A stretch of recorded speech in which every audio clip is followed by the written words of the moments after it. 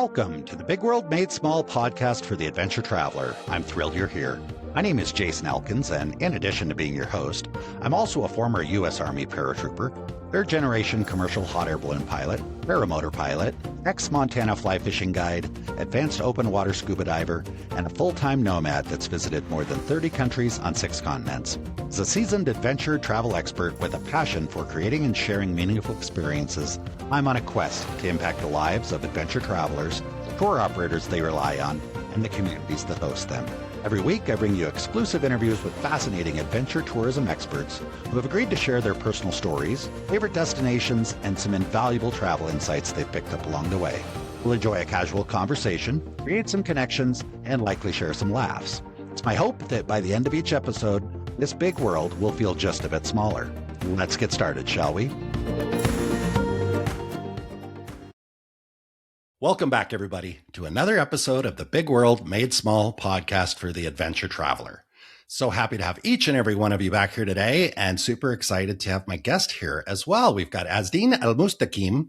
He is the owner of Destination Morocco, which is a tour company and a podcast, and he's got a few different things going on, all Morocco. So Azdean, welcome to the show. Happy to have you here. Thank you so much, Jason. Really appreciate the opportunity to be on your incredible podcast. I'm a huge fan, and I'm super excited to be here, and I can't wait to share a lot of information with you and your audience. So this is going to be amazing. Wow, you just you pushed all the right buttons for me, Azdean. Thank you so much. That was really kind of you to say all that. I'm jacked, ready to go. Super excited to have this conversation because you and I have chatted a couple other times in the past. I think we had initial conversation about, maybe working together on this episode. And then we came back another time. We were both ready to go, chomping at the bit, and we had a tech issue. So here we are. We're set and we're having this conversation, and it's going to be really cool. Let's start with a couple of things. It's super fun for me to have another podcaster on. That's always a lot of fun. That's, kind of a kindred spirits type of thing. I was just on your website a little bit ago, and correct me if I'm wrong, it looks like you just recently released episode number 100. Is that right? That is correct, Jason. And that episode, I recorded it in Morocco, and I just came back from Morocco Christmas Eve. So yes, it was a lot of fun. Yes. That is super cool and a huge milestone. I mean, I know it's not that easy. I know when I got started, they were, I was reading that the average podcaster makes it like 3 episodes before they throw it in. Say, okay, I'm done. They don't realize how much is involved. And so I was pretty excited when I got above 5. I was like, man, I beat the average. And then it just kind of snowballs. And we were discussing this before I hit the record button. But you're at 100 episodes. Super cool. Congratulations on that. I know that's a huge accomplishment. So let's do this. Let's give our listeners kind of an idea of all the different things that you do. And then we will dig deeper and figure out why the heck you do all those things, kind of how you got from where you were to where you are now, and what has driven you to do that. In 30, 60 seconds or 5 minutes or however long we want to do it, tell our listeners what you guys do. We are a tour company. Our company is called Destinations Morocco, and you can find us at destinationsmorocco.com. That's our website. Basically, we help travelers that are struggling to create a multi-day itinerary to visit Morocco, and we help them do that, create some incredible itineraries for them so they can enjoy Morocco like a local. Morocco, as you know, it is a fascinating country. It is an incredible destination, but a lot of people are not really familiar with it. So that's the reason why, we really need somebody's help to get to Morocco and enjoy it. And it's a wonderful experience. The other thing is we also have a part of the company, which is the podcast, and it's Destination Morocco Podcast, which you can listen to it literally anywhere you get your podcast. So that's in a nutshell, that's what we do basically. All right, very cool. I have a few questions about that before we go any further. One is when I heard you say we help people put together these amazing experiences in Morocco. Are you typically working directly with travelers, or are you working with other tour operators, travel agencies, businesses? I just want to give our listeners kind of an idea of who you generally work with so they can figure out how they're going to book a trip with you, I guess. That's really, really, really good question, Jason, and thank you so much for asking that question. There's the B2B part, which is business to business, which is us versus we work, for example, with other businesses like doctors, lawyers, travel, other big tour operators, and basically we work as the middleman for them, and we organize everything for them. But we work under them, under the umbrella of that agency, that tour operator, or that travel agent. We are representatives of them. So we just like we are an extension of them basically. So that's the B2B part. Then the B2C, which is direct business to consumer. And this is where the podcast really comes in on social media. So people, when they reach out to us and they deal with us directly and work with us directly, there's nobody else involved, just us and them. And then we take care of everything for them from A to B. And we do the same thing for the B2B side of the business.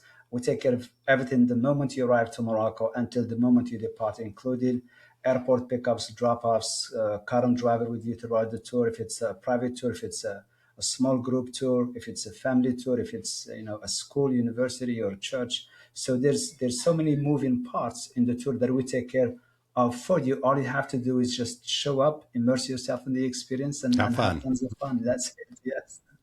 I love that. You know what? You said something that I've never heard, because I've asked that question a few times to other operators that, that work with other tour operators, kind of that business to business. Maybe it's a travel agent. Let's just say the most simple explanation. It might be a travel agent in the USA that has some clients, and the clients come to that agent and say, hey, we want to go to Morocco. And that agent then would reach out to you because they've sent guests to you in the past. They had good experiences. So they reach out to you, say, hey, Azdean, my clients want to do this. Can you help me put together an itinerary, a proposal? You guys work together, and then they pay the agent probably, or the agent maybe helps with their flights to get them there and all that stuff. But then once they show up at the airport, you guys pick them up and take care of all the details. That's so far I'm right. Is that it? Would you describe it that way? Okay. 100%. Yes. But you said what you said that was different, that I haven't heard before. You actually mentioned doctors and lawyers, and there's something there that I hadn't heard before. So I'm going to dig a little deeper. And I don't know if that was a slip of the tongue, or did you actually mean to say doctors and lawyers? Because I didn't expect that. They do travel. Yeah, they do travel. Yeah, they do. But let me ask you this. But okay, but like when I think a doctor reached out to us and booked a trip, I would think that's business to consumer. But you mentioned it when you were talking about business to business. So that's where and I'm thinking, are these like continuing education type trips and stuff like that? Or what did that come from? It could be something for the office as a reward, like a Christmas present for the office. It can be like a small corporate event. Instead of going, somewhere to Vegas, or maybe in the Caribbean, they want to do it in Morocco. So there's a lot of, thinking outside the box. Especially Morocco has becoming really, really popular nowadays in the US and North America in general. And that really brings a lot of opportunities with it as well. I gotcha. So now that I understand a little bit better, it sounds like it's that kind of that MICE thing, the meetings and incentives. That's correct. I don't remember the other letters, and I'm not going to put you on the spot, but I understand. I understand now. So it sounds like that's a big part of your business. So, all right. We're going to get back to this, but I'm really excited to get into like, how the heck did you get into this in the first place? And then as we work our way back to the present time, I'll have a few more questions about your business and how you guys take care of your clients. Azdean, sometimes I ask people, I say, well, how far do we need to go back to kind of get a feel for why you and I are here having this conversation now?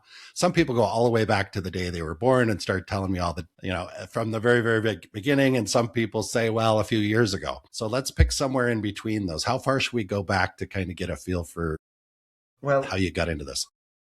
I got into this with my wife 10 years ago, and that's when we created Destinations Morocco, a tour company. And the reason is because at that time we had our son Imran, and in 2015, and then we just realized we do a lot of travel back and forth from Morocco, and we love Morocco. We know that's our roots, but it was very important for us as a family for him to know what he comes from, to know his roots. So you guys were living in the US, right? Yes. I guess. And okay, gotcha. Yeah. There's I've lived okay. in, yeah, How did you I've get lived, there? No, we're going to go a little further. Let's go a little further because then I want to come back to the conversations and discussions you must have been having with your wife about starting this business. Did you grow up in Morocco? yes, I was born and raised in the city of Marrakech. Also, it's called the Red City. And my family hails from a small village in the outskirts of Ouarzazate, which is another major city. They have what we call Hollywood of Africa, so they make a lot of movies there. And that small village is called Telouet.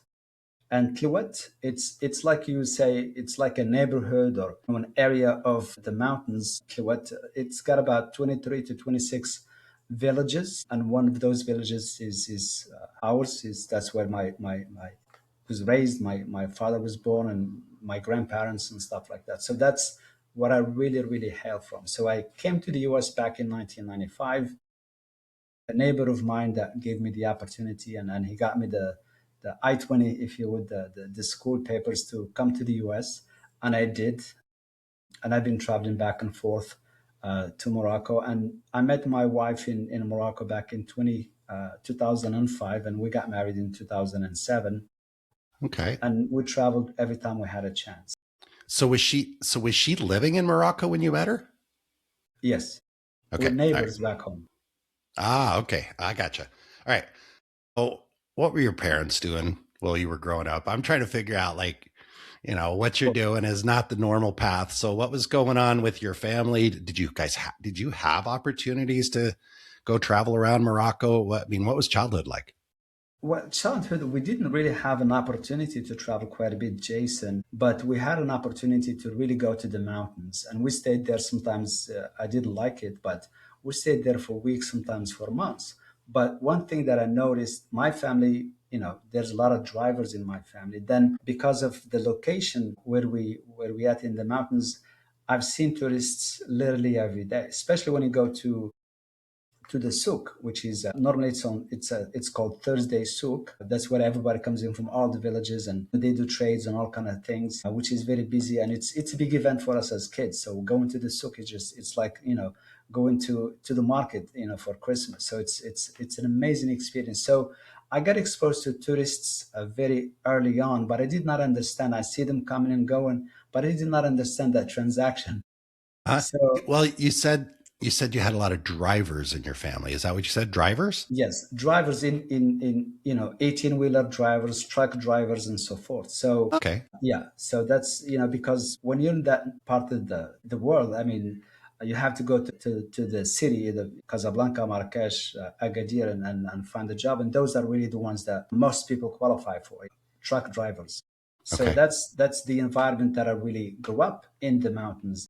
A lot of truck drivers, and I see the tourists' cards at that time, especially at the Kasbah, the Glawi Kasbah, which is very famous fortress with a lot of histories, and it's one of it's one must-see stops when you go through Telouet going to Eit bin Hattou. So Eit bin Hattou is very popular, but the Glawi Kasbah is very popular as well, especially for us because it's close to us. So there's a lot of history in there. Right. Do you remember your first interaction with a tourist from outside of Morocco? From outside of Morocco, I Or wouldn't or say. maybe even a tourist from another part of Morocco. I'm just trying to go back to those early memories of Well, here's did here's anybody here's make an impression on you, that type of thing? yes. I don't remember what age I was. Morocco when I grew up is very different than Morocco now. But I remember one of our friends or neighbors. His brother has a small store at the airport, and I went with him to see his brother, and that was the first time me going to Marrakesh airport, which is pretty cool experience. And that's when I saw tourists and foreigners, and I was like, wow, this is amazing. This is incredible. It was just I still remember that the look on my face. I was just like just mesmerized. So it was really neat experience seeing it for the first time. That's what I remember for sure. I'm going to ask you a question that I just honestly don't know the answer. I have not been to Morocco. I feel a little ignorant when it comes to that part of the world. I've had some conversations. I love Moroccan food. I have owned tagines in the past. I've got a Moroccan cookbook. I love the food, and there's so many things, but I don't know a lot about the language and culture. So when you were young and you saw tourists, Have you spoke English since you were a young child? Help me understand this. Do most people in Morocco speak English? When I grew up, I would say no, because at that time, English, we study English once you get to high school. And even when you get to high school, they give you the system, gives you options. Spanish is definitely, growing up, is very popular. English, excuse me, French is a given because all the programs and curriculums are in French anyway. So then Germany, Italian, because at that time in the 90s, there's a lot of immigration from Morocco, teenagers, young adults like me to Europe. So they need to learn the language, Germany, Italian, and so forth. So, but English was definitely not popular at that time. Nowadays, English is definitely the most popular language anywhere you go in Morocco. Spanish is still obviously in the north side of Morocco, but in tourism, definitely English. I guess, yeah, I guess the reason I ask that is because I'm trying to imagine, what you were describing as a younger person. You see these tourists, and I saw the look on your face. For anybody that's that wasn't able to see the look on your face, it's like, okay, yeah, it was a big thing. And I guess where I was going with the question was like, presumably, maybe they spoke a different language. Like they were like, you saw them, identified them as tourists because they just looked, maybe foreigners is another Yeah, word that we might use, absolutely. right? And probably didn't understand what they were saying. Did you at that moment or at some point in your life after that, did you have this kind of like, okay, I want to figure out what this is all about? No idea. No, No, no. no. Okay. All right. So that's cool. This is really cool. I love that. So then how did you get from that point, growing up with your family, spending time in the mountains, going to the souk, which is the Yes, market, the right? Is market. that, and Yes, that's a weekly thing every it's a week? weekly thing. Yes, Okay. in our villages, it's a Thursday. Okay. So then what did you think you wanted to do when you were, 12, 13, 14? Be a truck driver? I mean, because it sounds like that was a popular thing. I would say I didn't think about being a truck driver, but I would say just finishing my school and just go with the flow because what you have mentioned, Jason, is something extremely important, which was almost non existent in my time, which is somebody giving you directions, pointing you to the right direction in terms of your future, in terms of your path, in terms of your career. And we went with the flow. So Hmm. and that's what I really really did back then. So and coming to the idea of Destinations Morocco is somewhat didn't even exist in my mind, but then it happened. But then when it happened, I really feel that I had all the right tools for it because when I came to the US, I didn't end up finishing my school. So I ended up working in the hospitality industry and it helped me tremendously. So doing that for 20, 25 years in a way kind of really prepared me to start Destinations Morocco, if you would, Jason. Okay. So it's You, kind of full circle. it's it's interesting because I was a little bit surprised when you said what I heard was at that time didn't really have people giving a lot of guidance. There wasn't a lot of expectations as far as which direction you were going to go. And honestly, I guess that was a surprise. I guess I expected you to say, no, my parents expected me to do this. They either wanted me to do the family business or they wanted me to be a doctor or a lawyer or a computer programmer or whatever, because we hear so much of that. Yes. But it sounds like, was Morocco at that time just more laid back than what I'm used to? In that regard, it has always been laid back to some point and some level. But for me, I never felt that I was pushed somewhere or somebody wanted me to do something, even though I didn't want to do it. No, I always had my family support. I just didn't know really which direction to go. For example, if my father probably went to school, went to university, had a career in I would say a corporate Morocco, probably would have a better idea and say, hey, I think this path will work for you if you want to try it, or these are the options, see which one you would fit best and stuff like that. But growing up, it's not just me. I think probably speaking about a lot of other people, quite a bit of my generation. So nowadays it has changed. There's counselors, there's this and there's that in schools and all that things. It's very different nowadays. But then I honestly did not have a clear idea what I wanted to become at certain point. So yeah. What that sounds like to me, and correct me if I'm wrong, what I think I heard was a lot of our parents at that age didn't have a lot of education. They weren't working in professional careers. It was just kind of just trying to live, probably. If I mean, I can relate to that. They're just trying to live. They're not worrying too much about what colleges or university, little Azdean can go to and what we want him to do with his life. It's just kind of like, I got to feed my family. And if that means driving a truck or if that means doing whatever, is that kind of what you were saying? Yes, to Yeah. some level, yes, yeah. Because my father, he's a farmer. That's what he did, and he did other stuff. But my mom was, she was a little bit strict in a way that we had to do really good in school and so forth. But she supported us 100% in anything we've chosen.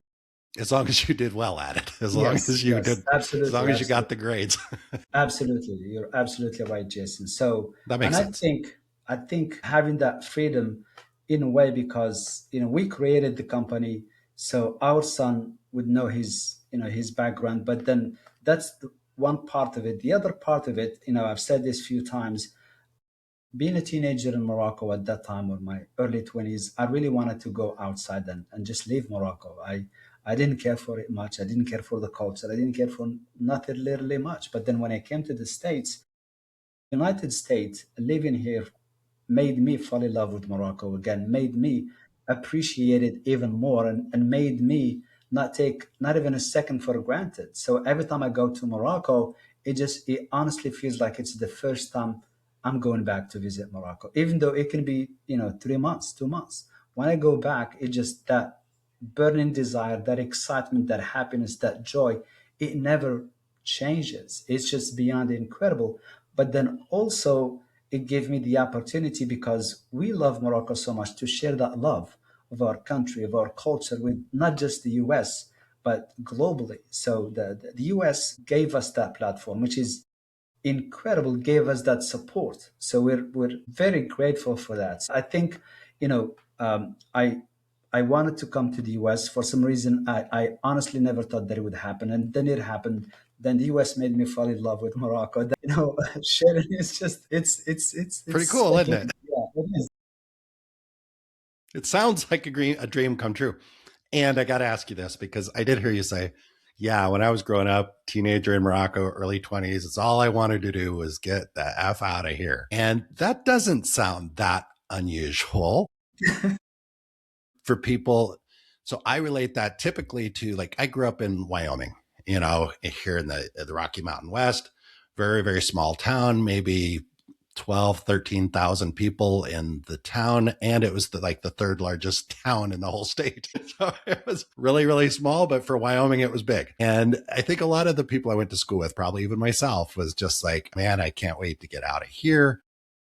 And people that grow up in small town US tend to think, I'm going to go to Los Angeles, San Francisco, Seattle, Chicago, something like that, not necessarily go to another country. There's obviously a handful of us that do. We're like, I just want to go to another country. But anyway, where I'm going with this is, I'm curious, are you able to put your finger on what it was that made you want to leave? Or was it just kind of do you feel like it was just, no, Jason, it's just a normal thing? Of course, people want to leave when they I maybe, I don't know. honestly, I think probably it was a generational thing, because everybody in my generation was planning to go somewhere. The people that have connections, they were well off. They didn't have to worry about anything. They'll get the job afterwards. But for us, you can have a degree, but if you don't know somebody, it's going to be very difficult for you to get into the system, to be integrated into the system, and have somebody getting you the job. Because when you see how everything is done by the book. You'll go, there's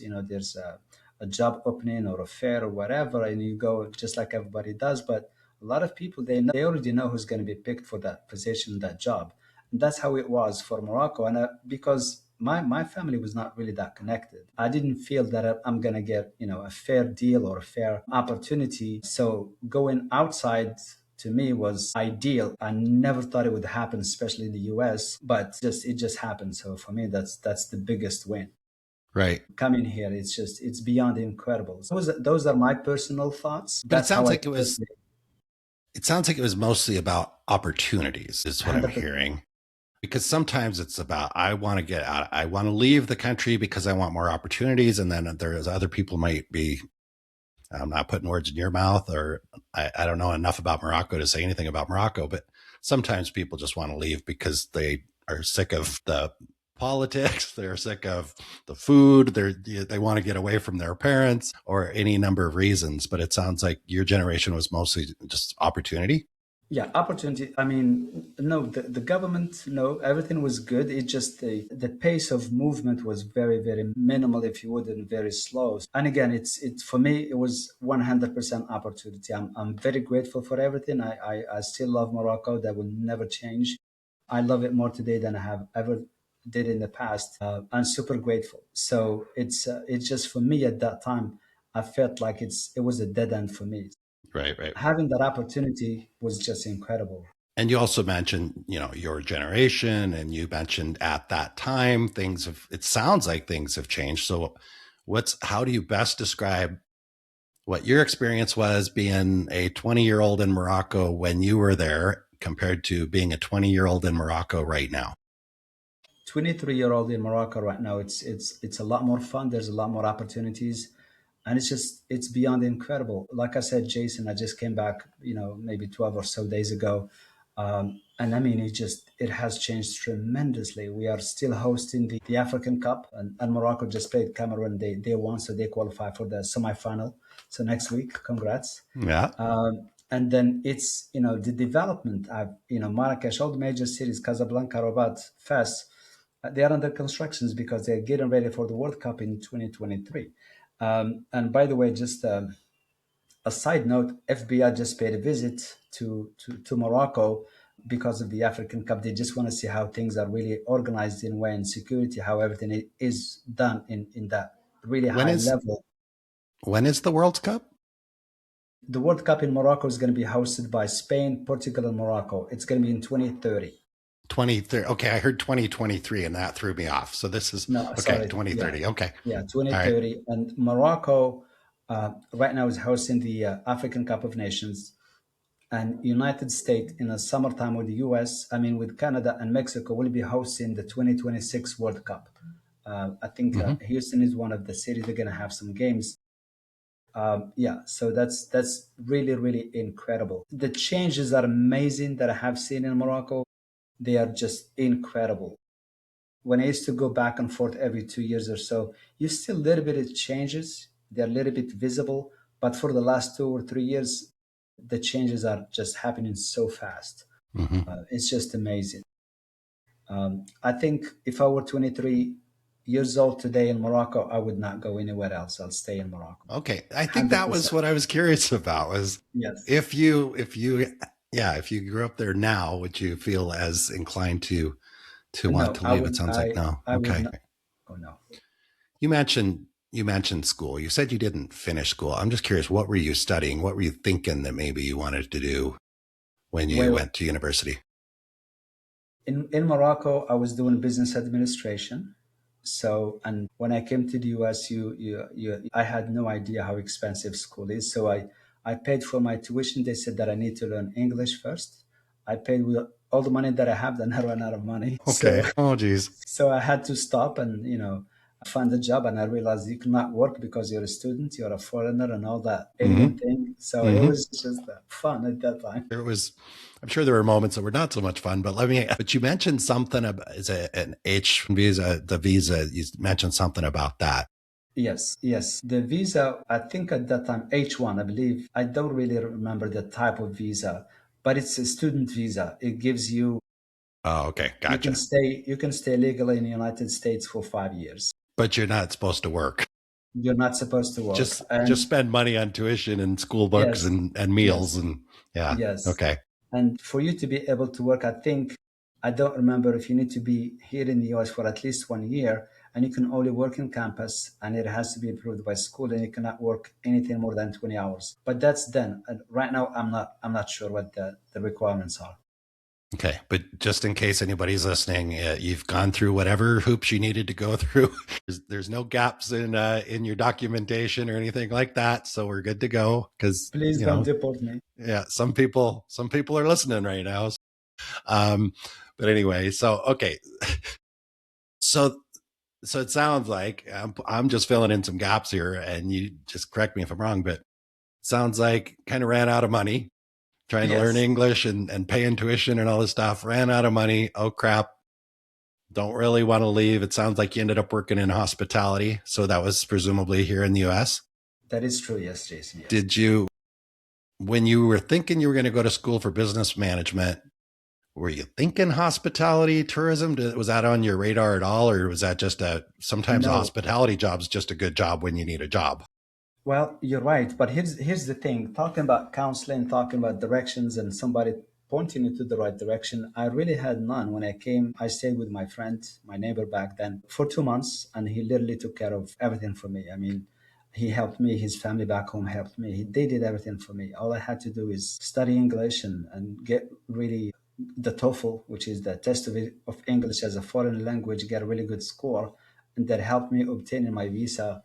So, and he showed me he was working in the hospitality, and that's how I got in. Mhm. At first, because I didn't have any documents, I didn't have no papers. I had a friend of mine. He said, "Hey, there's this Mexican place that you can work," and I worked as a busboy. So Mhm. I cleaned dishes and tables, basically, after the waiters and stuff. So that's what I did when I came to the U.S. And then after that, we take the trash out, and because I was the tallest guy, the other guys are shorter than me. So we take the trash and we have to lift it, and I have the one to be just spilling it over. So that weight, and I was very skinny then. I can feel that weight. So So you got stronger for yeah, one thing. Probably went home smelling like trash every once in a while. I smell like delicious fajitas. Awesome. Well, there's an awful lot of people, myself included, that put my way through some difficult times working in restaurants. So I get that. Absolutely. I get that completely. Yeah, it All was right. fun. Oh, let's jump to you're back in Morocco. What were you doing in Morocco when you met your wife there? Because you didn't know her before you left, did No, you? I didn't. I just went on vacation, back in 2005, so, and I met her, because we're neighbors, and, her sister and my sister were friends, and we got introduced to each other. That's how we knew each other. Okay, very cool. And had she ever left Morocco when you met her? No, she never left, not even the neighborhood, let alone Morocco. Oh boy. All right. So that So we've got some stories here, I can tell. And of course, she might listen to this. So which ones do you want to share and which ones should we not share? All right. So you met her. Yeah. Tell me how that all worked out. Cause that's pretty fascinating when you've got somebody, like yourself that had left the country and now you guys work in tourism. And I mean, that's pretty cool. So yeah, tell us more about that. it's there is an adjustment that it's really invisible, and a lot of people don't see it, but immigrants, they feel it, they see it, they live it. And our story is no different than any other couple's story or immigrant story. For me, integrating into the society was not a challenge for me at all. I came here when I was 22, so it was fun, it was nice, and everything was new and clean and just incredible. But then when Khadija came, it was in 2007. It was a little different. It's a completely environment. Everything is different. So it took her a little bit of time to integrate with the society, knowing the streets and driving and all that stuff I'm sure. that normally we would just do as we integrate with the society. So that was Do you think, I'm sure you had conversations with her. So I guess this is a reasonable question. Do you think that before she met you, do you think she had a desire to leave Morocco? Was that even on her radar screen? I guess number one. And then number two, when you guys started to create this connection, obviously you were living in the US. Did she seem excited to go with you, or was this like a real big challenge before she actually went? No, I don't really think she planned to marry somebody outside Morocco. But then, the way that we see marriage back home is a little different than the US. I mean, we see it as part of sustenance. If it's meant to be, it's meant to be, and that's it. There's no questions. So when she came here, Yeah, she obviously she loved it and she still does. It's just, if I sometimes I do ask her, "Hey, you want to go back?" and she look at me and smiles like, "No, no, you can go back." Okay. I won't dig into that anymore. I'm not sure what all that means, but yeah. I'm Interesting. telling you, Jason, somebody is gonna deport me. She's gonna be standing there watching as they take you. So, but she makes fun of me and she said, "Hey, it's easier for me to go back to Morocco live, but it's you. You have become too Americanized to live in Morocco." So she gives me a hard time. It's very, very cool. So how old was your son when you decided to start the business? I would say about a year. He was just born. He was born in May 3rd night, 2015. Okay. And what were you doing at that point in your life before you started this business? What kind of work were you doing? Transportation, ground transportation. So Okay. Here in that's the my in the background. US? In the US, yes. Yes. Okay. All right. So But there's some connections there between ground yes, transportation and absolutely. tourism for It's sure. the connection. It's almost invisible for decades, but then it comes back. It's a full circle. Yeah. Yeah, that's very interesting. Okay, so you're working in transportation, involved in tourism at all? Was this tourism transportation or No, like shipping, trucking? no, it's we do corporate travel, business travel. We Okay. work with Live Nation entertainment. That's what we do. There's the corporate side of it and the entertainment side of it. We have contracts. Yeah, that's basically what we do. So it's ground transportation. So It sounds like you're speaking in the present tense, like we have, we do, we this. So are yeah, you it, still doing that I, as well? I still do it, not to the scale that I used to, because now there's two businesses. Mm-hmm. So yeah, but it's still my hobby, and I still love it. It's kind of therapy for me, so it's a All lot of right. fun. Very, very cool. So you're doing that. You got a baby, and you thought, we should start a tourism business, a travel business. So what was that? What was that like? Walk me through some of that, because that can be. I know a lot of people sometimes go into, oh, this would be great. This will be so much fun. I love this, and then the reality sometimes sets in. It's like, oh, this wasn't quite as easy as we thought it was going to be. But maybe it was super easy for you. I don't know. Tell us. No, the reality doesn't hit you overnight, but it hits you years down the road. But it's very true. It is very difficult. It is very challenging. Being in the US and doing everything in Morocco. If I were in Morocco, I think everything that we do will be much, much, much easier in so many different levels. But then the opportunity that we have here in the US is incredible in a way. The lives we changed, the people we change, the memories that we create for them. We really change lives, if you would. I mean, it sounds very simple, maybe exaggerating, but deep down, that's what we really, really do. Why And else that's would we do all this stuff? If love hearing what you're saying. It doesn't sound exaggerated. It's kind of why we do this stuff, because very few people absolutely, do this to get rich.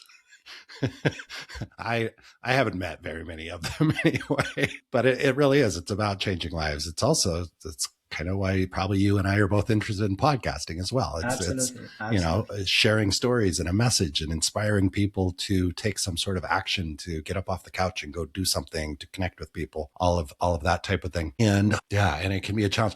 I guess the question is, it seems like as a what we call a DMC, destination management Yes, company, kind of that company that does the business to business. yes, So we call that, maybe I'm going to use the term, the operational side of the business happens because the things happen in Morocco. But the sales and maybe some of the marketing and some of the lead generation, I hate that word, but the sales side of it probably happens more in the US, that is especially for your 100% business. correct. That's correct. So I'm imagining that the operational side would be easier if you lived in Morocco. 100%. However, you're giving up the connection and the opportunity to meet with and to serve clients here in the US, because frankly, when people get ready to book a trip, oftentimes they're more comfortable booking a trip with someone that's a couple states away as opposed to a couple continents away. Is that your experience? 100%. You're absolutely right, Jason. I promise everybody who's listening, we did not speak before this Oh, no, we did speak a couple times. We did not speak about this about topic. this yet. So I don't want it to sound Not real. But no, I get that. And it is a tough decision sometimes. And it sounds like, I mean, kind of sounds like that's the right pick though, because I still wouldn't change it. yeah, yeah, because you seem happy living in the US and you still get to be It's connected to your homeland. oh, absolutely. Yeah. I'm very grateful because, being here really gives you the opportunities are just endless, really, Jason. I think there's not enough time for all the opportunities that are here in the US, honestly, in what I do. Mm-hmm. So, and just choosing few a year to do is just beyond incredible. The people that you meet, the connections that you meet, sometimes we meet in the US, sometimes we meet outside the US, which is even a lot more fun. So it's, Mm-hmm. this business or the podcast has taken me places that I have never thought would be possible. So I'm very grateful. Yeah, let's dig into that a little bit because you started as Destinations Morocco as the more of the tour operator type of company. And then, yeah, walk me through the creation of the podcast. Why, when, how Sure. did you do all that? Jason, when the pandemic hit in early 2020, it was devastating for everybody, but it gave me an opportunity, or at least I looked at it as an opportunity, which is time. I had so much time on my hand, I didn't know what really to do with it, and I knew if I didn't do anything, it's going to be very difficult for me mentally to move Mm-hmm. forward day in and day out. So I listened to Donald Miller podcast, Business Made Simple, so to get ideas and stuff, how to run the business, market the business, and all that stuff. And he said something like this: if you don't have a podcast, this is the right time for you to start a podcast for your business. And we did that thinking it's just going to be like Facebook page or a Twitter page and stuff like that, not knowing anything. I didn't know anything about podcasts and so forth. So we actually started the podcast in 2021, and I got in touch with my producer, still with us, Ted, who does an amazing job. And he was very patient with me from day one. For me, I can't read scripts. I cannot read notes. I stutter. If I do something, I have I cannot read a full sentence. And that's just the truth. I Mm-hmm. cannot read a full sentence. I have to split it into a quarter sentence, maybe a stretch, a half sentence. Okay. So that's how I read sometimes when I create content, and that's the truth. And I didn't know how to use a mic or any of the equipment. I didn't know how to breathe the right way with the mic and all that. So he was very patient with me. We did this for a year. We recorded some episodes, but we never aired them. But then we actually started in February 2022. And like I said, when we started, he asked me because he does his own podcast and he's a little bit ahead of me, or a lot ahead of me. And he said, "What do you want to do with the podcast? You just want to create content, you want to make money?" And I was like, "I don't really care about the money, but I just want to create content for the listeners." But then Mm-hmm. years go by, and it's like, "Hey, Ted, is there a way to make money?" And he started laughing. Maybe I need to talk to him how to make the money part because I'm like you. I'm kind of like, when I started, I just wanted to have the conversations. I think I'm still in that, still in that boat where I just love the conversations. But I got to tell you, if you can read a quarter of a sentence, a half of a sentence at a time and make it come out sounding right, you're way ahead of me because So nice. that's exactly why I chose the format of this show on purpose because I figured if I'm having conversations with people, I will never have to read anything. I will never have to have any sort of conversation planned.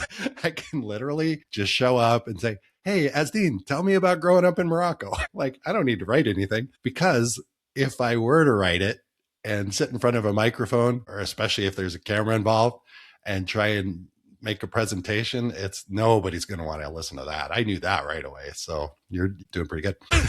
You're killing me, Jason. You can relate to some of this. I know. Let me ask you this, because you said that you were recording episodes, but not releasing them. Yes.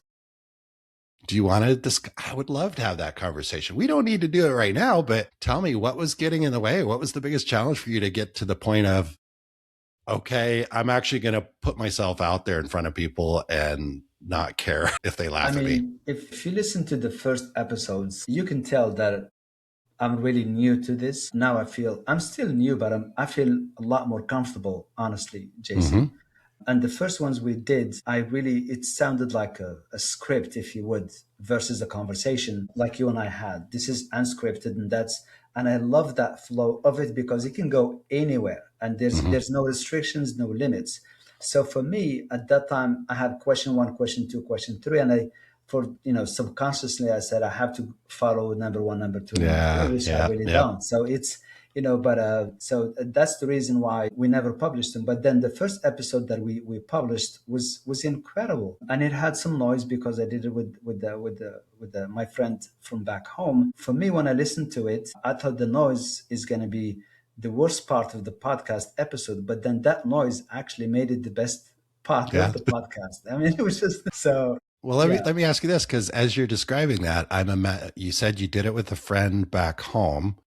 So here's what I'm imagining: is I'm imagining sounds of like the souk in the background, or it's just the the kid, streets. I don't know. the streets. Yes, you're right. The streets, the kids, the motorcycles.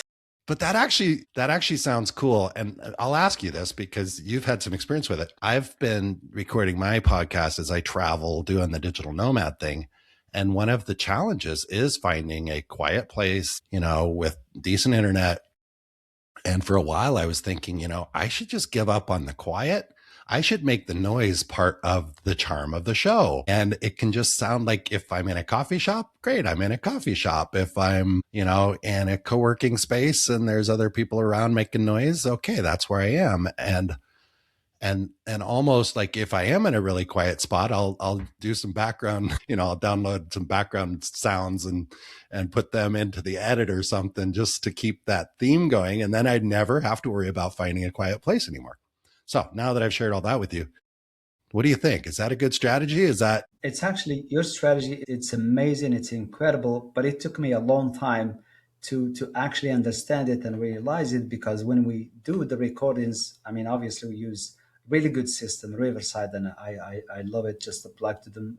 Don't get any. So, anyways, but one thing that everything you said to me right now, Jason, Ted mentioned to me about a year and a half, 2 years ago, and he said, "Hey, listen to this podcast. It's in Paris. It's about this gentleman he went to. It's called Earful, like a Eiffel Tower, but it's Mhm. Earful podcast." And he said that he did an interview with one of the models or somebody, I don't really remember.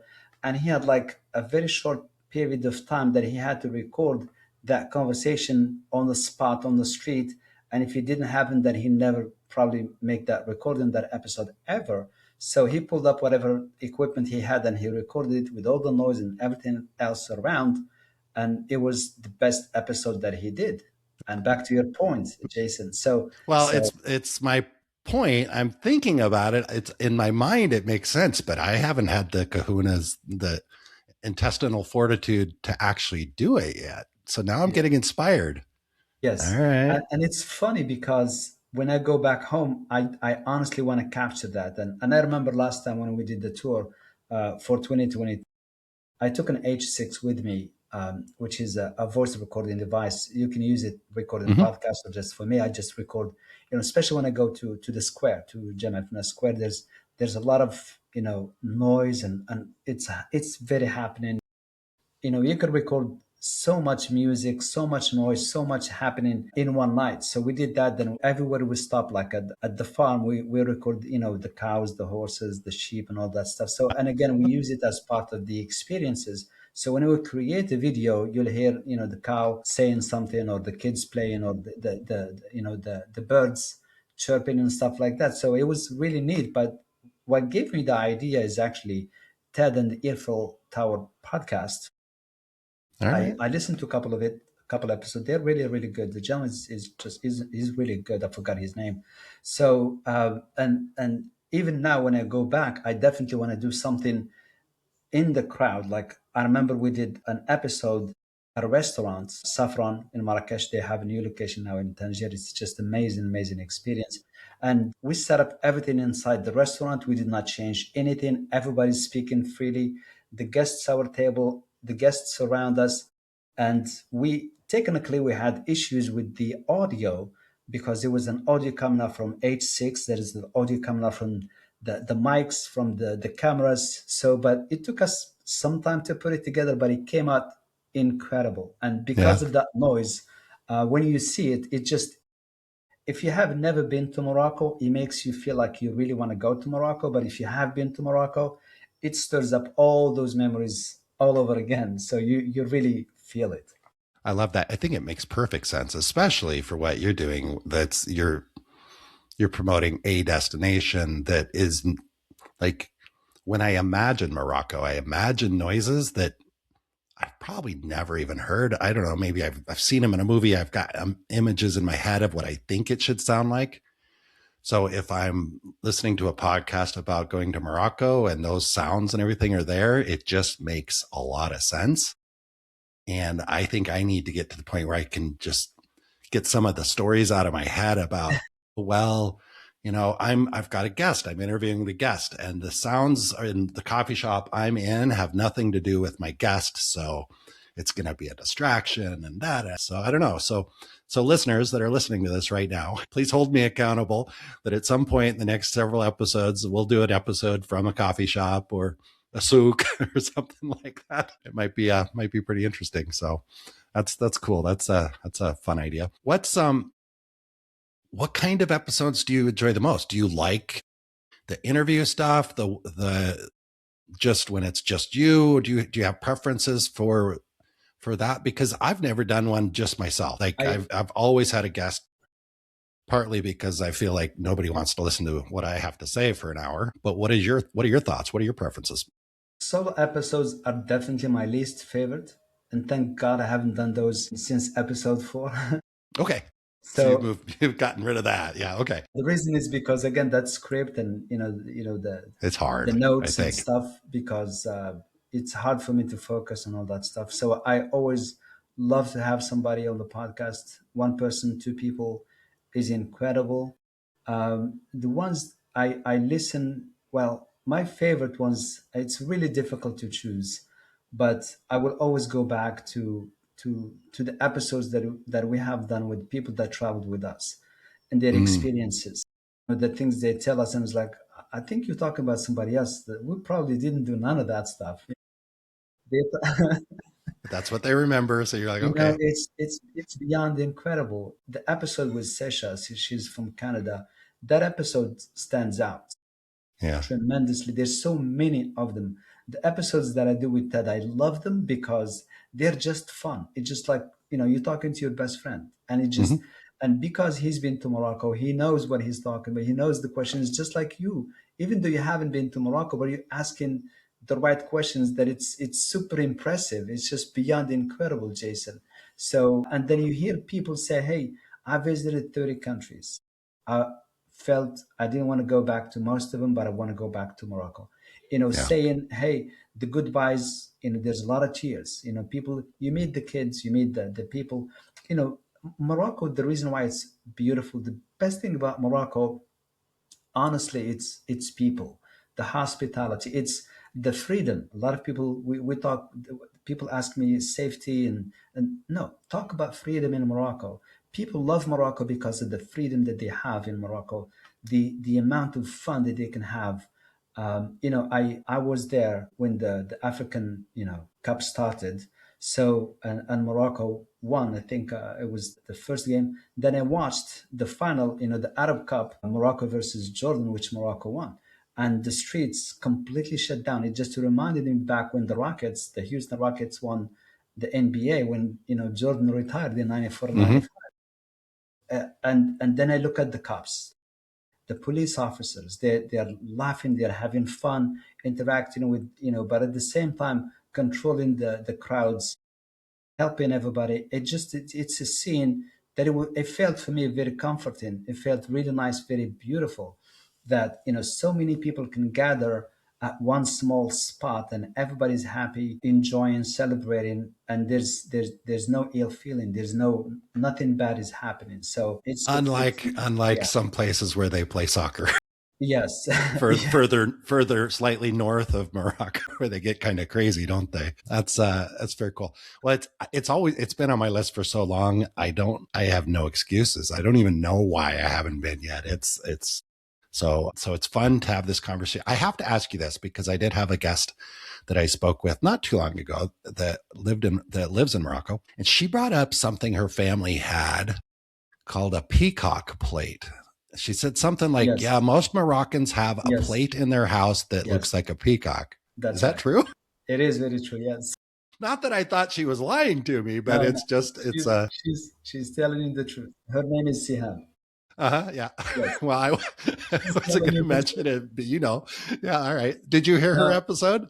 Or you just know her? I know you know her. No, just a little bit. I listened to it just a little bit. She's amazing, amazing, amazing. Yeah. Yeah, she's incredible. That's part of the culture.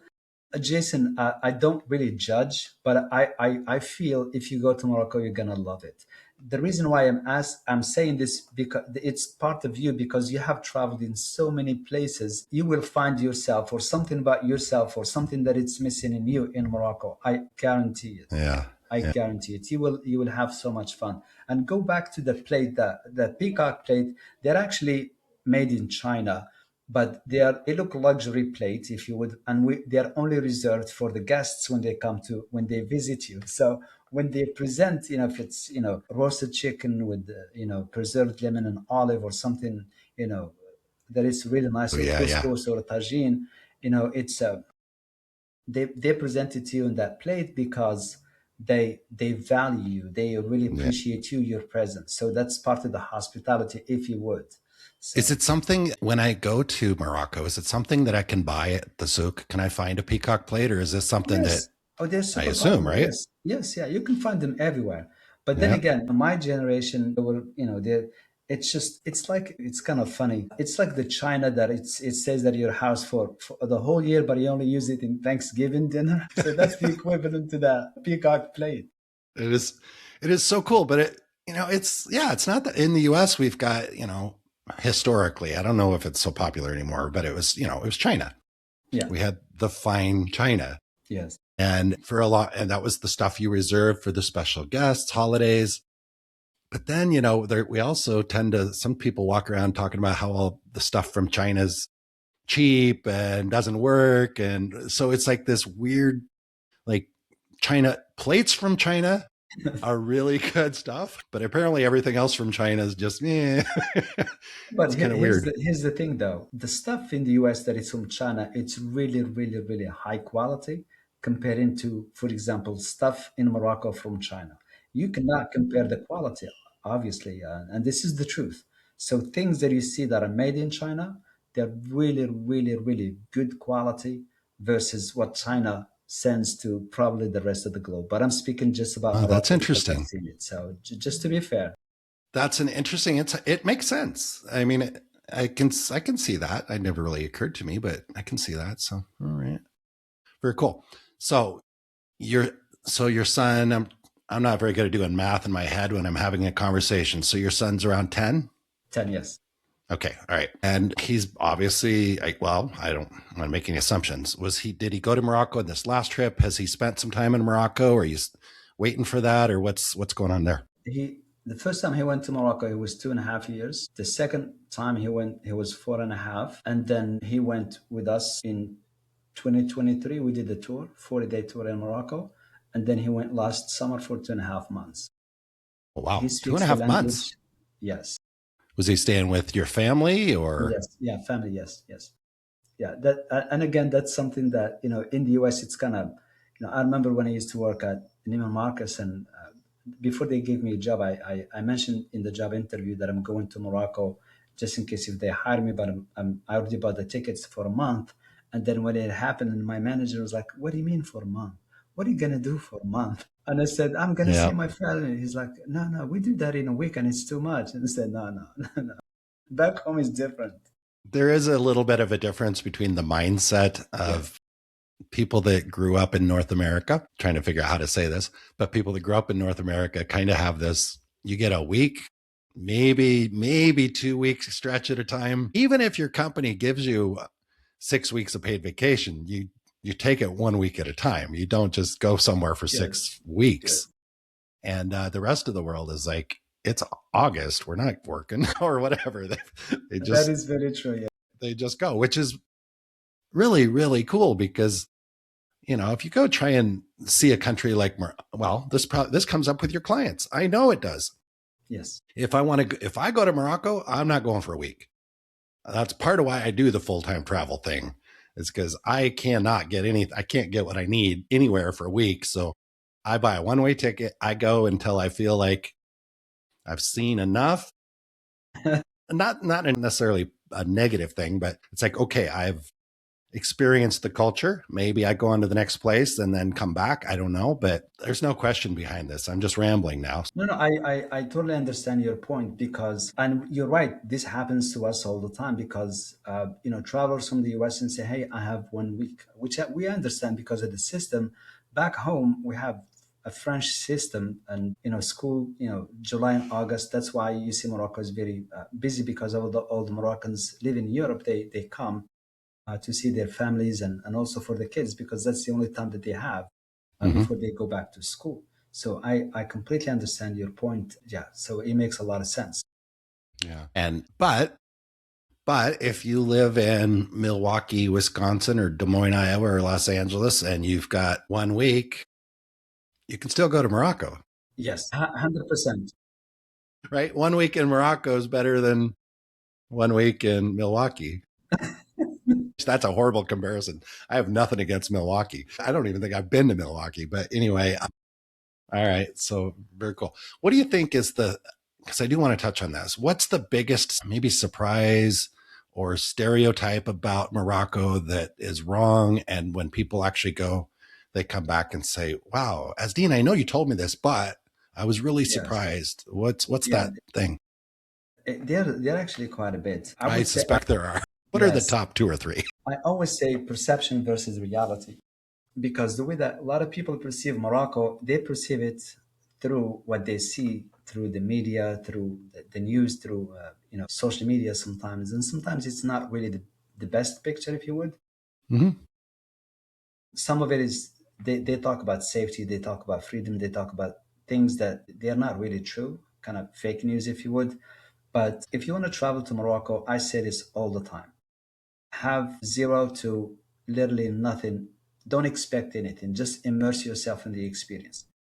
Everything, not everything, things will go wrong and they're supposed to go wrong, but then afterwards they become fun. They become part of the experience. They become sometimes the best moments of the experience, if you would, Jason. So just be open minded. Immerse yourself with the locals, immerse yourself to the culture. Morocco culturally is super diverse. It has thousands and thousands of layers of history. We have synagogues that are 1200 years old. We have churches that are super old. We have mosques that they go back to the 11th century, to the 4th century. They go, so culturally it is very rich country. We don't judge. We're very open-minded. We embrace everything because of our location. We are Africans. We are North Africans. We have influence from Europe, from Middle East, from Africa. So we are a combination. Just like Houston is very diverse. Morocco is very diverse as well. And in Morocco, I talked about the experience of me going to the airport as a boy the first time, and I saw the tourists for the first time, and I was like, wow, this looks incredible. I thought it's just people that look just like me. And I remember I saw an Asian couple or a family, and they just looked very different. And it was like, oh my goodness, I just could not believe it. I didn't know where they come from, and I had no idea. But then just having those thoughts in my head, the same thing. When you go to Morocco, just have fun. Just be open. Just let everything flow through you. You will love it. You will have an amazing time. Because I've had people say, I thought we need to dress up certain way. You don't need to dress up in a certain way. Wear what makes you comfortable. If wearing a jersey makes you comfortable, wear a jersey. If wearing whatever, just because people they look at you, they can tell you're a tourist and they want you to be comfortable. Yeah, safety. You don't need to put on a hijab so you exactly, fit in because you're never going to fit in. Yeah, no, because you're not going to be comfortable, and it's just going to look weird. No, it's very cool. I think there is part of that. For someone in the States, maybe that's never been to an Islamic country, has never, because you got a few things going on realistically, is There's a lot of people in the States that going to Africa is like, whoa, Well, yeah, that's really 100%. hard to get their head around. And Absolutely. then going to a Muslim country Yes. is, whoa, how do I get my head around that? Yes. I'm Jewish Going, going to Morocco. yeah, or Yes. Yeah. the food, the spice, they don't Yes. know a lot about Moroccan food. And some people Yes. are not that adventurous eaters. So, for me, that would be part of the draw to going there. But if you're a little bit sensitive to what you eat and you've never been to Africa and you've never been to an Islamic country, it might feel a little overwhelming. So I love that you mentioned there's synagogues there and there's churches there and all that stuff. People might not realize that. No, a lot of people don't. They look at Morocco. They just think of part of Middle East. Middle Eastern countries, they're not really big fan of us, and that's the hard truth. That's the reality. When you It's say that they're not fans of us, meaning the U.S. or Morocco? no Morocco. I would say Morocco. They look Okay. at us like we're not really Arabs. Okay. It's like no, those are North Africans. They're not Middle East. We are Arabs. They're So, different. Well, I experienced that when I was, I went to Malaysia, spent quite a bit of time in Malaysia. And it was the first kind of, is it proper to say Islamic country or Muslim country? Which is proper? which say the second one? What was the Do you second one? say it's an Islamic country or a Muslim country? I think it's an I would say Islamic country, right? Or is it a Muslim Muslim? country is better. Okay. I know there's a difference, but I don't know the difference and we don't need to go into it, but thank you. So Muslim country is better. So Malaysia being a Muslim country, but it's certainly not an Arab country, Yes. and maybe that was like kind of an eye opener for me that it's like, okay, there's religions and then there's cultures and then there's regions. There's so many different things. And sometimes for people that haven't been to one of those places, it's hard to get your head around that there are differences. So anyway, I'm happy we had that Yeah. conversation. And I just want to say something, Jason. What I have just mentioned, this is what travel does to you. You are the perfect example because it educates you, it re-educates you. And I do interviews with guests, cover calls with people. They want to go to Morocco, and we talk openly about everything. And I get those questions all the time. Do you have air conditionings in Morocco? Are we gonna ride camel from Marrakech to Fez? Mm-hmm. Trust me, the things, why you're not black, because you're in Africa. And do you do the dance, the whatever dance? And it's like, we do a lot of dances in Morocco, but it's not the one that you're thinking about probably. But it's all Not the those one they do questions. in Kenya where they jump up and down, or Absolutely, is that yes, right? exactly, Is that the yes. one? So yeah, that's the one. Yes. So it's just, but those questions are amazing and they are funny, but very honest, because people are really eager to know. They want to know. They want to travel, and fear. It's very normal to feel afraid to travel to Africa. I trust me. I sit on plane with people. Oh my God, I'm going to Morocco. I have no idea what to expect, and we're on the same plane. They are sitting next to me having a conversation for so many hours, and I wish I could say something, but it's gonna sound biased. So I just, you'll be surprised when you get to Morocco. You're gonna love it. All those questions. Like I said, yeah, You it's said just something amazing. interesting. Said you actually said like, oh, these use the word funny questions, and they are, but at the same time, as I know you and I both agree, is thank goodness people ask them, Yes, because as long as people are asking the questions, then it means they're open to receiving answers. It's the ones that just absolutely. sit there and just say, nope, that place, not for me. They do weird stuff there, wherever that is. That could be anywhere, right? That could be That's right. anywhere. It's like, I don't want to go there. I'm not even going to think about it. I'm just going to, whatever stories I have in my head, I'm just going to hold on to those stories. I'm not going to ask any questions that might challenge the stories I have in my, That's when I right. started traveling full time, my first destination was Colombia. Four and a half Wow. years ago, I bought a one-way ticket to Colombia. You think I didn't have people in my family that had stories about Colombia? Yes. Oh, absolutely, you absolutely. know, and I didn't know. It was part of why I chose to go there was because I had people in my family at some point in my life saying, no, you shouldn't go there. And I'm like, I'm going to go just because I want to figure it out. So as long as people are asking questions, that's a good sign. Definitely. and then just go. I mean, not everybody's going to go, but the ones that do are going to be mightily rewarded. 100%. In a way, it's funny because um, I I'm very grateful for the podcast, and I'm very grateful to be part of your this episode, Jason. Thank you so much because I think back, and I a lot of things come to my mind because I've had people say, "Hey, I wanted to go to Morocco for 30 years. Hmm. I never had a chance to. Now it's the time. Can you Hmm. help us?" When I say we change your lives, we really, really do because, yeah, it is simple for us to plan and do everything for you. But then the reward that we get, it's really priceless. It's something, that it stays with us. Everybody that we help go to Morocco, we can never forget them because we have been part of that journey with them along the way, with the good, with the bad, and everything else. So I agree, Jason. When the people they're complaining, they're saying something, they're interested. They want to change their minds. They're giving you the opportunity to explain and give them a reason to go to Hmm. Morocco. So when you go to Morocco, you will have lots of fun. There's Yeah, so many different ways to travel to Morocco, not just with organized tours like we do. A lot of people they go on their own. A lot of people, it's one of the destinations you don't really want to miss. But I just want to give some numbers. Last year, we had 17.4 million visitors to Morocco. For the first time ever, we surpassed Egypt into the number one destination in Africa. Egypt has been number one since the pharaohs, if you will. yeah, yeah. So, and then this year we did almost 20 million visitors. And again, for the second year in a row, we rank number one in Africa. It's when you look at the continent and the continent Africa, it is beautiful. It is gorgeous. It's beyond incredible. So many countries to visit, so many amazing destinations. You look at Egypt, you look at South Africa, you look at Kenya, Tanzania, so many places to visit. It's just and it's underrated. It's just it does not get enough credit.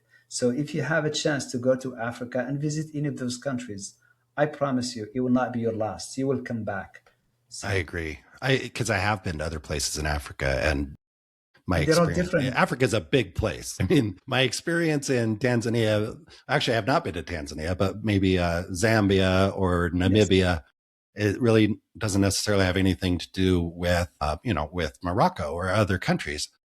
But I guess the question I wanted, just hypothetically speaking, if you took Morocco and just scooted it up a little bit and stuck it to the bottom of Spain, because it's pretty much very close to the bottom of Spain anyway. Yes. But if you took Morocco and just shifted it north a little bit, stuck it right up against Spain, so it was actually part of the European continent, same culture, same climate, same everything else stays the same. You just move it north and stick it to the bottom of Europe. Do you think those numbers would go from 20 million to 80 million? In a split second. Right? Isn't that weird? But here's the truth though, Jason. When you look at the map of Morocco now, it's a lot smaller than it has been throughout the ages. At some point, Morocco was all the way to the sub-Saharan countries. We colonized part of Morocco with Spain. We had a little bit of Portugal and the little bit of the North Africa as well. And when you look at southern Spain, we colonized Spain for 700 years. And when Mm-hmm. we left, you can see what we have left behind. Tourists, they come flocking to southern Spain because of the beauty of those places. And, Right. and I totally agree with you. It's a location. They say location, location, location. It doesn't matter. Yeah, I think what I heard you say is a lot of people go to southern Spain to see the Moroccan culture when they could just go, a few more miles south and see Moroccan culture in Morocco. We get It's in trouble. yeah, I know we're gonna get in trouble. I'm Have you joking. read? Have you? I suspect maybe you've read or are familiar with the book The Alchemist by Paulo Coelho. No, I haven't. No. Okay, it's just interesting because the character starts out in southern Spain and goes on a quest and goes to Morocco, spends time in Morocco, and goes on a quest over to Egypt, and then comes whatever. It's actually a big part of why I'm so drawn to Morocco as actually that book. So maybe that's something you could read up on. Might be an interesting podcast episode for you. I don't know, because Absolutely. it's Absolutely. definitely tied to Morocco for Absolutely. sure. So and Absolutely. southern Spain. We've as in, we've discussed a bunch of different things. Not most of it stuff that we had no plan to discuss, which is what's great. But I'm curious: is there anything that maybe I forgot to ask you? You wish that I had asked you, or anything else you want to share with our listeners before we wrap it up? Well, I think you asked a lot of questions. I'm very surprised. The questions that you have asked, they are super detailed and super targeted, and I'm very grateful. I actually don't have any questions because we took the conversation to the left, to the right, and up and down, and we played with it, which is amazing. And thank you for the Fun, isn't feedback. it? Yes, it's so much fun. The only thing that I would like to add, Jason, I know you travel quite a bit, and you can organize tours to Morocco at some point in 2026 or 27, 28, and you can have, a small group of your listeners, and we Hmm. can work on it together. It'd be a really good opportunity to experience Morocco. Really, really, one of the best ways to experience it is going on a small group tour, and me being with you and local guides and all that stuff. We can organize it from A to Wouldn't that be Z, fun? and it will be fun because me and you getting together, we are definitely trouble. It would be so much fun. I got to give you credit. You're a smart guy Thank to you. bring that up, because did not see that one coming. And yeah, wouldn't that be a great place to announce, the first big world made small group adventure to Morocco right here on the episode? Yeah, Absolutely. I like And it. I like the way you think. we can do a couple of podcast episodes in Morocco for your Yeah. show. For your show, there's just All right. So let's do this. Listeners that are listening to this, if that sounds like something that sounds like fun to you, if go with Jason and Azdean to Morocco, then please reach out and let me know that. And if I get some people that seem interested in that, then my pledge is to put something together and make something happen. It would be so much fun. And even if I just go visit, the country, hopefully when you're there, that would be obviously a lot more fun. Of course, of But I course. suspect you could put me and any of our listeners that reach out to you, you're going to point them in the right direction. Absolutely, absolutely, Very absolutely, cool. Jason. So much fun. Thank you so much. Appreciate you taking time out of your day to do this, and the patience to come back and do it again after we had the tech issues last time. And I should share with our listeners, we had the tech issues right off the bat. So it's not like we've had this conversation before and we just came I back know. and re-recorded it. We never even pushed the record button last time. So please don't think we've had a practice round to do this. So, No, and absolutely. No, I just wanted to add something, Jason, because we connected back in November. Now we're recording this in January 9th. uh, I think you were in South Africa at that time or I somewhere else. was in Georgia. I think I was in the Georgia, country of Georgia, country of or Georgia. maybe Thailand. I don't remember.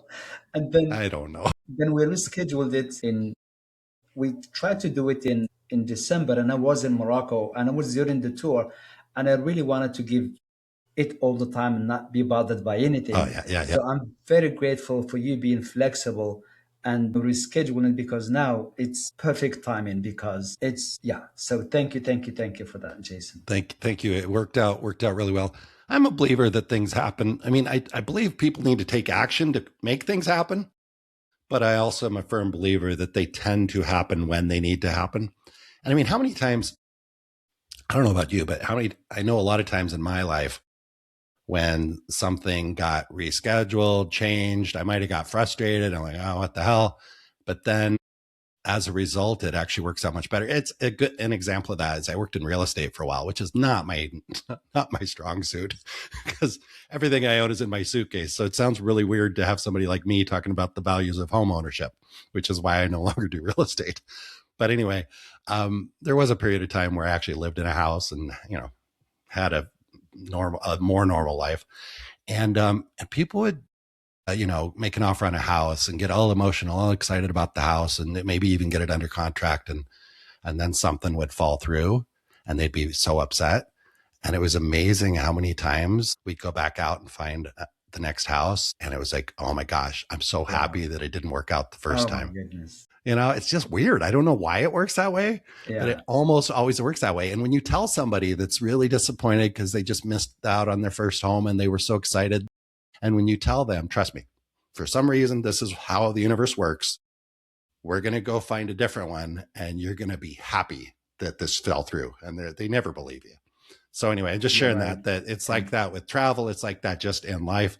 So I'm happy that like this conversation we had, I guess what I'm saying is this conversation we had right now, I trust was better than the one that we would have had a month ago or 100%, whatever. 100%. So anyway. I totally agree. Yes. Yes. So anyway, but that being said, let's do it again. Okay. And maybe we do that in Morocco or I would love to. Yes, absolutely. Absolutely. Sounds good. Azdean, thank you so much. I look forward to seeing you again, and enjoy the rest of your evening. Thank you so much. Thank you. Thank you.